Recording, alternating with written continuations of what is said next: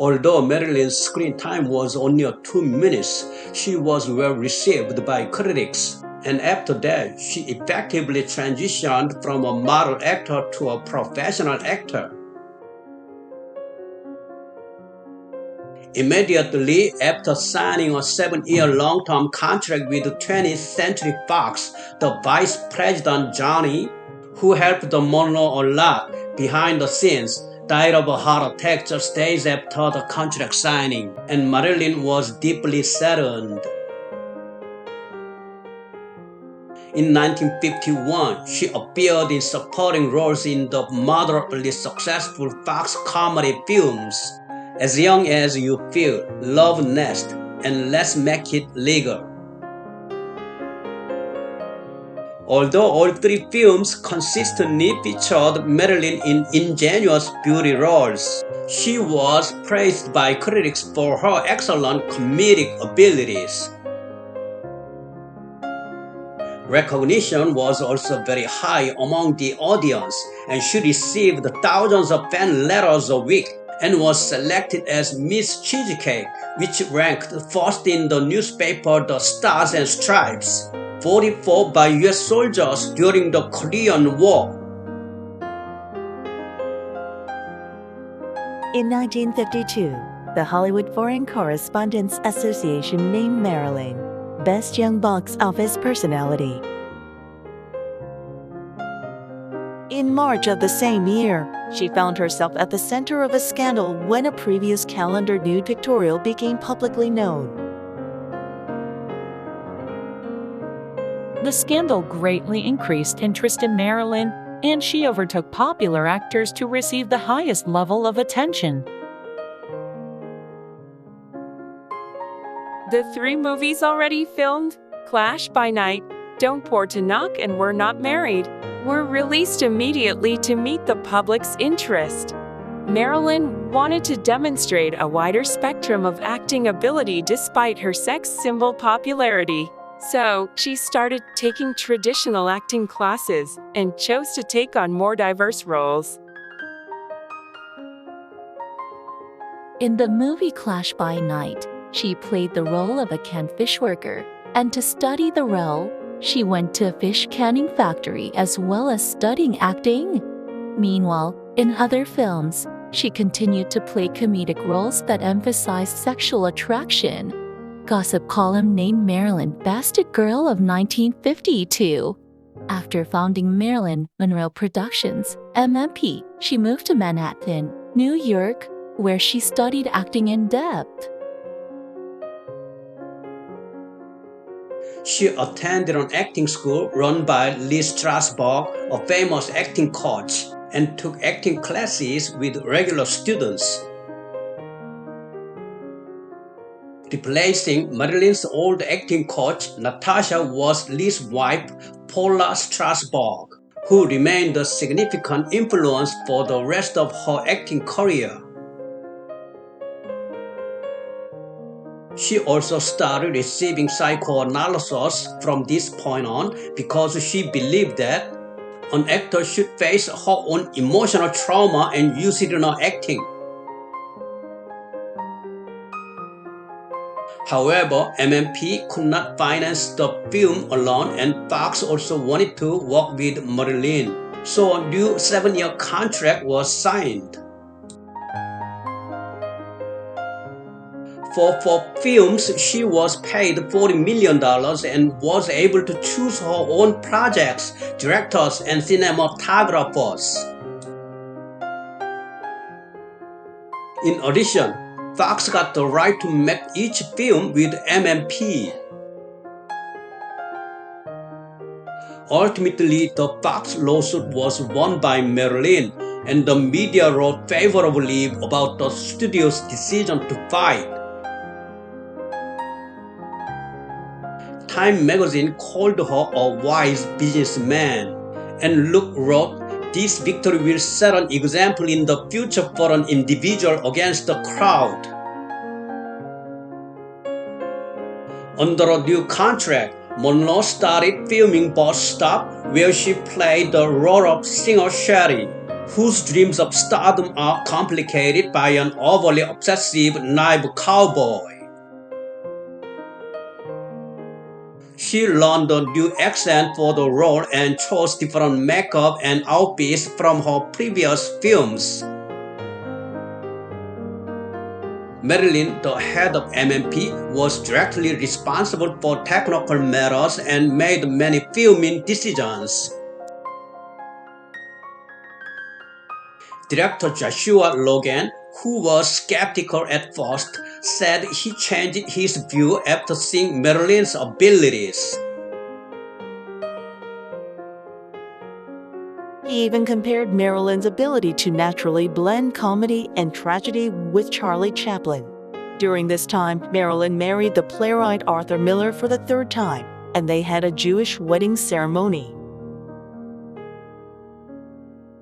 Also, she converted to Judaism at the same time as she got married, and Egypt banned all Marilyn Monroe films from being shown. The movie Bus Stop was successful after its release, and Marilyn's acting also received favorable reviews from critics. Marilyn was nominated for her first ever Golden Globe Award for Best Actress. After that, without any restrictions from Fox, MMP's first independent project, The Prince and the Showgirl, was filmed in UK. Laurence Olivier directed, co-produced, and co-starred, but the two actors struggled during filming due to differences of opinion. In one anecdote, Olivier said, "All you have to do is be sexy in front of Marilyn," and wanted to replicate the stage interpretation of the role by his wife, Vivian Lee, who had originally agreed to take on the film role. Olivier also said that he hated the presence of Paula, the acting coach, on set. In retaliation, Marilyn was uncooperative and intentionally late.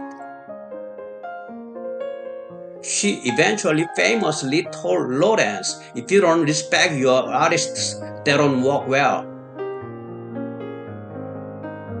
Although the film was not popular with American audiences, it was well received in Europe, winning the David Di Donatello Award at the Italian Film Festival and the Crystal Star Award at the French Film Festival, and was nominated for the British BAFTA.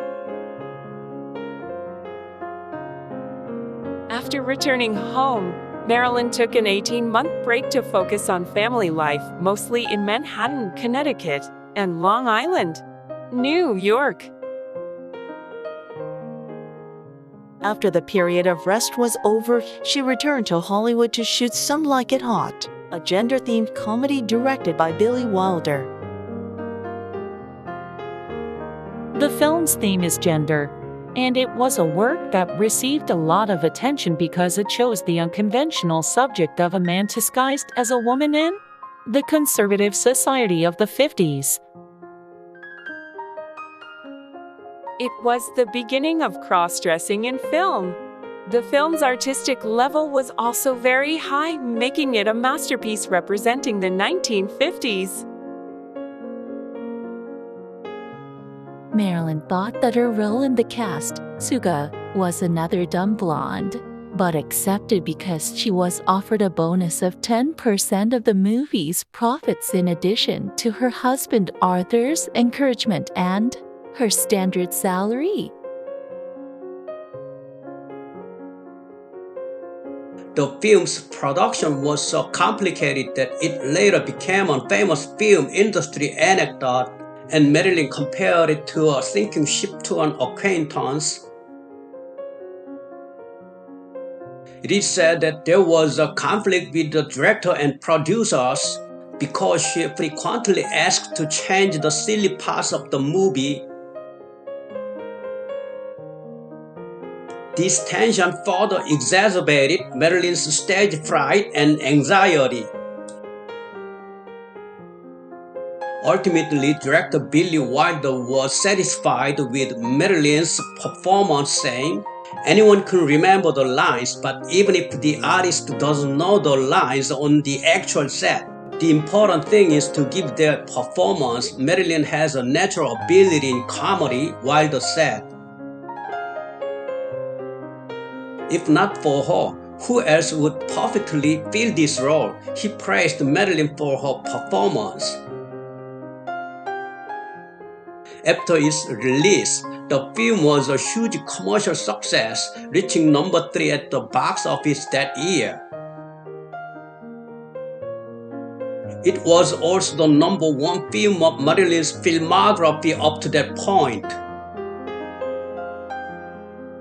She was highly regarded for her accomplishments in her acting career, winning her first acting award, the Golden Globe for Best Actress.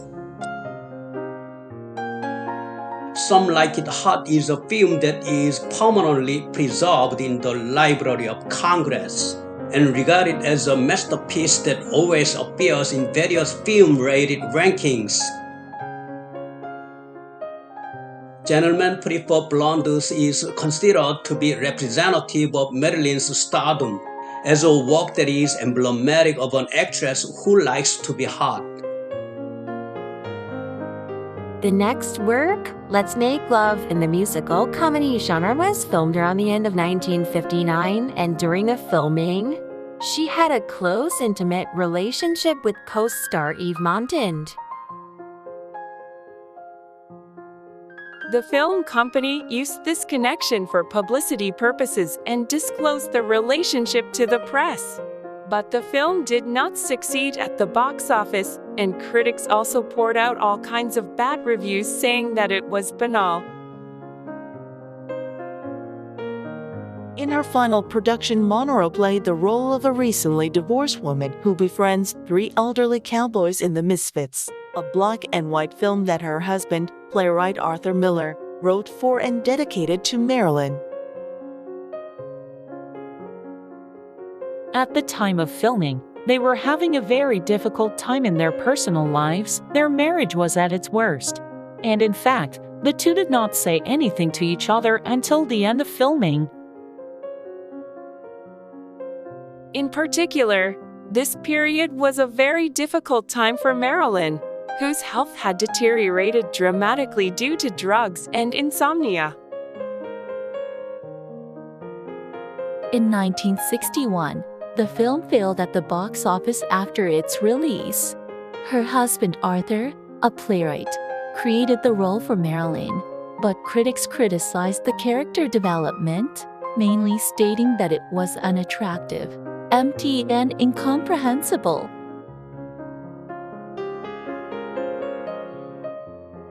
However, in the 21st century, it is receiving more favorable reviews. Soon after, the two divorced, and after that, due to health problems, Marilyn took a 6-month break. She bought a new home in the affluent area of Brentwood, Los Angeles, where she recovered. In the spring of 1962, after a 6-month break, Marilyn was motivated to work again and was actively working on the next film, but a few days before filming began, she contracted sinusitis. Despite medical advice to postpone filming, Fox went ahead as planned, but Marilyn was unable to work for most of the 6 weeks due to the infection, which was too painful. Despite confirmation from several doctors, Fox publicly claimed to the press that Marilyn was cheating the studio, and they proceeded with filming. In Marilyn's final, unfinished work, Something's Got to Give, a nude swimming scene was filmed. It is said that was the first time in screen history that a major star had done a fully nude scene. Thank you for watching the video Marilyn Monroe Part 2 provided by History and Current Events.